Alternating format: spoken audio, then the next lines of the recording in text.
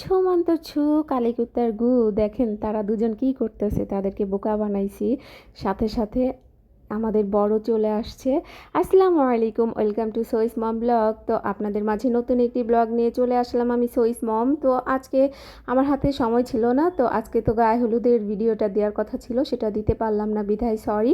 তো গায়ে হলুদ, তারপর হচ্ছে গিয়ে আমরা পতেঙ্গায় গেছি, তারপর বিয়ে, তারপর হচ্ছে গিয়ে বউ ভাত, সবগুলো ভিডিও একসাথে ক্লিপ ক্লিপ করে আমি আপনাদের মাঝে দিয়ে দিলাম। আপনারা আজকে একটু দেখে নেবেন, আগামীকালকে পুরো ভিডিও পেয়ে যাবেন।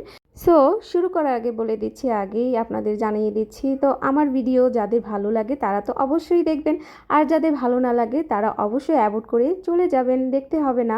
তো আমার ভিডিও যারা দেখবেন তাদের উদ্দেশ্যে বলছি, আপনারা অবশ্যই আমার ভিডিওটা পুরাটা দেখবেন, দেখে সুন্দর একটা কমেন্ট করবেন, যে কমেন্ট দেখে আমার খুবই ভালো লাগবে। তারপর লাইক দিবেন, লাভ দিলেও সমস্যা নাই আপনাদের যদি ভালো লাগে। তো আমরা চলে আসছি বাসায়। বাসায় এসে আমাদের নাচানাচি শুরু হয়ে গেছে, যেহেতু গায়ে হলুদের নাচানাচি হবে এর জন্য একটু নাচানাচি আগে আমরা শুরু করে দিয়েছিলাম। আমি কিন্তু নাচিনি, কারণ আমি নাচবো স্টেজে, যে আগে ভাগেই বাসায় নাচলে আমি তো হয়রান হয়ে যাব, এর জন্য আমি নাচি নাই। তো আপনারা আমার নাচ দেখতেও পাবেন না। আর এই যে দেখেন সাপের বিন বাজাচ্ছে ছেলেরা, আর মেয়েরা ফনা তুলে এগিয়ে আসছে ছেলেদের ঠোকর দেওয়ার জন্য।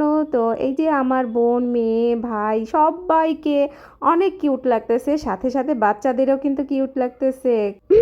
হাঁটতে হাঁটতে কিছু কথা বলে যাই, কারণ আমার সামনে প্রচুর মানুষ, আমি হাঁটতেছি, আমার দিকে তাকিয়ে আছে, তো লজ্জায় আমি লাল হয়ে যাচ্ছি। তো আপনাদের সাথে কথা বললে লজ্জাটা একটু কম পাবো। তো বাংলাদেশের কিছু কিছু এলাকায় বন্যা হচ্ছে, কারণটা কি জানেন আপনারা? কারণটা হচ্ছে গিয়ে ইন্ডিয়ার বাঁধ একটা খুলে দিছে, সেজন্য আমাদের বাংলাদেশে কিছু কিছু এলাকায় বন্যা হচ্ছে।